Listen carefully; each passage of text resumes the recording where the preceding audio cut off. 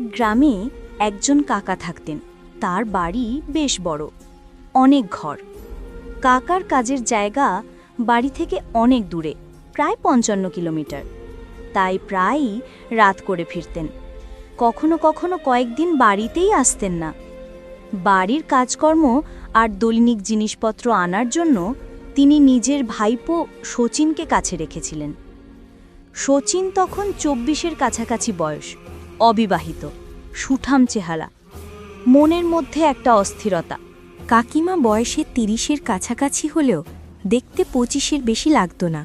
গায়ের রং ফর্সা, উচ্চতা ভালো, গোল মুখ, চোখ দুটো এমন যেন সোজা হৃদয়ের ভিতরে ঢুকে যায়। পোশাক রুচিশীল। শচীন মনে মনে তাকে অনেক দিন থেকেই পছন্দ করত, কিন্তু কখনো সাহস করে কিছু বলেনি। কাকিমার সঙ্গে তার সম্পর্ক ছিল বিড়াল কুকুরের মতো। তিনি রুক্ষ ব্যবহার করতেন, শচীনও মুখ বুজে সহ্য করত। একদিন শচীন নিজের ঘরে জানালা বন্ধ করে আরামে কাপড় বদলাচ্ছিল। দরজায় খিল দেওয়া ছিল না। হঠাৎ কাকিমা ঘরে ঢুকে পড়লেন। শচীনকে সেই অবস্থায় দেখে চমকে উঠলেন, তারপর লজ্জায় দৌড়ে বেরিয়ে গেলেন। কিন্তু শচীন একটুও লজ্জা পেল না, নির্বিকারভাবে কাপড় বদলাতে থাকল। বাইরে এসে কাকিমা জিজ্ঞেস করলেন, ভেতরে কি করছিলে?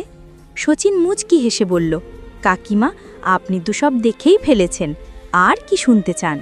কাকিমা রেগে গেলেন। ওসব ঠিক আছে, কিন্তু আমাকে দেখে লজ্জা পাওয়া উচিত ছিল। শচীন হেসে বলল, আমি কি করে জানবো আপনি ঠিক সেই মুহূর্তে ঢুকবেন? তবে একটু থেমে আরও নিচু গলায় বলল, আপনি যদি আমার স্ত্রী হতেন, আমি কোনোদিন বাইরে যেতাম না, সারা রাত শুধু আপনার কাছেই থাকতাম। কাকিমা প্রথমে রেগে গেলেন, পরে চুপ করে চলে গেলেন। কিন্তু শচীনের মনে একটা আগুন জ্বলে উঠল। একদিন কাকিমা খুব অসুস্থ হয়ে পড়লেন। কাকা তখন বাইরে। শচীন ডাক্তার ডেকে আনল, ওষুধ দিল, সেবা করল। সুস্থ হওয়ার পর কাকিমার মন নরম হল। প্রথমবারের জন্য শচীনের প্রতি কৃতজ্ঞতা আর স্নেহ দেখা গেল। ধীরে ধীরে তিনি শচীনের সঙ্গে কথা বলতে শুরু করলেন। একদিন বললেন, তোর কাকা এখন খুব কম বাড়ি আসে, রাতে আমার ঘরে এসে একটু কথা বলিস, একা ভালো লাগে না। শচীনের বুক থক করে উঠল। সম্পর্কটা ধীরে ধীরে অন্য রূপ নিতে লাগল। এক রাতে কাকিমা শচীনের ঘরে এলেন, দরজা বন্ধ, দুজনের চোখে চোখে কথা। কাকিমা ফিসফিস করে বললেন, আমি ভিতরে ভিতরে ছটফট করি, তোর কাকা আমাকে খুশি করতে পারে না, তুই পারবি?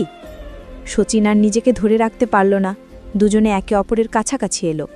কিন্তু ঠিক সেই মুহূর্তে কাকিমা হঠাৎ পিছিয়ে গেলেন। তার চোখে জল, কাঁপা গলায় বললেন, না শচীন, এটা ঠিক না, তোর কাকা তোকে নিজের ছেলের থেকেও বেশি ভালোবাসে। এই ভরসা ভাঙলে আমরা দুজনেই জীবন বয়কট করব। আমি একা মহিলা, দুর্বলতা আছে, কিন্তু এর মানে এই না কি যে আমি নিজেকে হারিয়ে ফেলব? শচীনের হাত পা ঠান্ডা হয়ে গেল।